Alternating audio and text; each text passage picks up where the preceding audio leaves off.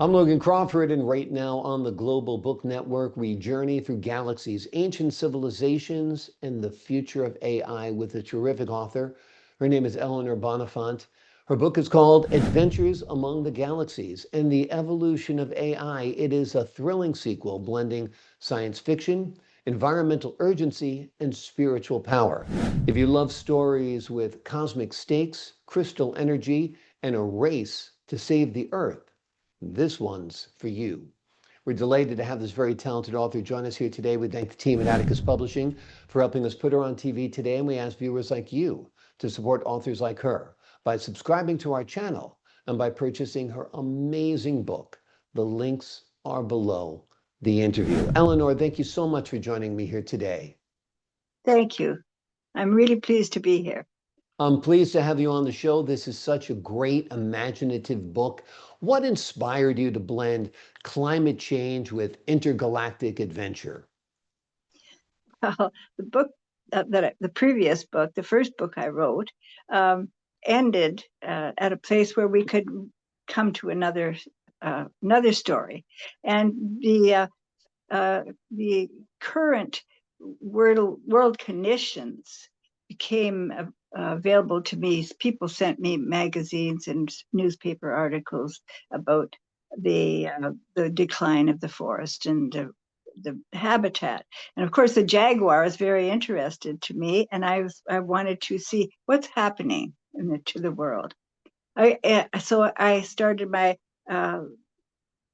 situation where I could find information about it all. Wonderful. Well, we're glad you did because it's such a great story. Talk to us a little bit about Mara and what makes her connection to the Maya civilization so significant. Mara came to the Southern American and got a friend, Ruth, who gave her a crystal amulet, which protected her and gave her inspiration and gave her longevity. So Mara has been in the world for quite a while, living different lives. And now she's decided that she needs to help and the jaguar, all the large cats that were suffering because their habitat was being reduced. She's really she's our female heroine. Absolutely. For the folks at home who haven't read the book, give them a little bit of an overview of the story.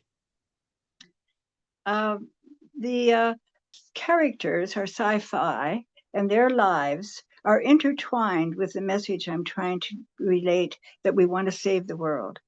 And the idea of the characters also getting involved. These characters are some are space travelers, some are time travelers, and they are interested and involved in saving the planet, stopping the emissions, and getting the balance back. This is the Goldilocks planet. This was here for our use, and everything was just perfect, just right, just like Goldilocks. And now we've changed that around with the way that we have misused it or abused it. Yeah, absolutely. There's hope. The answer to this book is there's hope, hopefully. Without a doubt. Your book also explores the future of AI. Tell us about your vision for AI, and do you think it's going to be a good force in the world, a negative force in the world? Talk to us about that. I think that the AI in my book are a little more evolved than the ones that we are actually living with. So it's rather made up. A lot of it's made up, but they are becoming self-motivated. They are be able to think for themselves and plan. And so the AI in our book, we just have to watch out that they're our invention, and we don't want the invention to rule us. So we have to be in control. We have to not let them make all our decisions for us. If they're programmed properly, they'll help us. and even longevity in the human being, because they um, have will have 3D replicators and get good when we our bodies fail us, we can get them replaced with absolutely good joints and good, and so there is hope, and I think the AI are going to play a big part in the health and the and extension of the life here on this planet, this wonderful planet. Yeah, yeah, I do. I agree. I think AI could be a wonderful tool to leverage our brains, to stand on the shoulders of the great minds that came before us and do things that humans can't do, Yeah. possess knowledge that humans couldn't possibly contain. So I think the future is very, very bright, provided it's used for a good purpose. Of course, it could be, hijacked by military concerns and so forth. So there's a lot that could happen with AI. We keep our fingers crossed that only the best things happen with it, no doubt. How many Yes. books are you envisioning in this series? This is the second book. Are you going to pick up with a third book, do you think?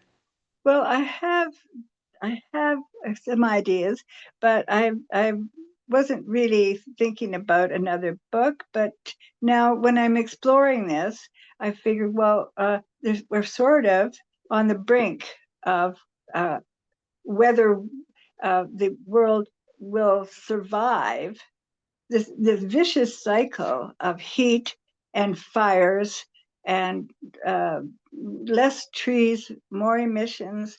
It needs to be stopped, and we need to turn it around. And we can use AI to help us do that. And I think that another book could be in the works. We'll have to think about it very seriously. Exactly. Have you envisioned your books as movies, perhaps, or a TV series? Absolutely. Yeah. I'm going to tell you how I write the book. And I think of it as a movie. And I play it out in my mind and write what I think this movie would be. So it's a movie already in my mind.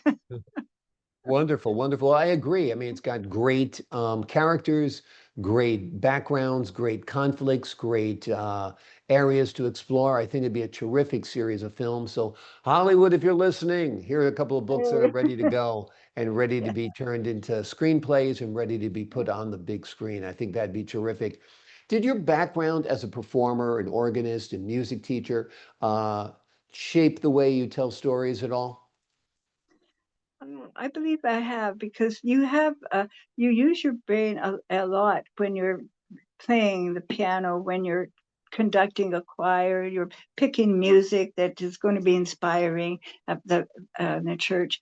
The music at the church is an integral part of the worship, and so and the creative part of it could be absolutely with the book as well. Creative and imaginative. I agree. I agree. Is there a message that you hope that readers take away from your story that they learn after reading about the world you've created?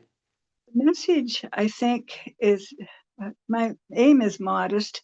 Uh, I just want to inspire people to think about the future and how they can, one step at a time, change around what's happening to the planet by using less fossil fuels, trying to switch over to electricity, uh, uh, taking less trips out in their cars or whatever they use to go to the store.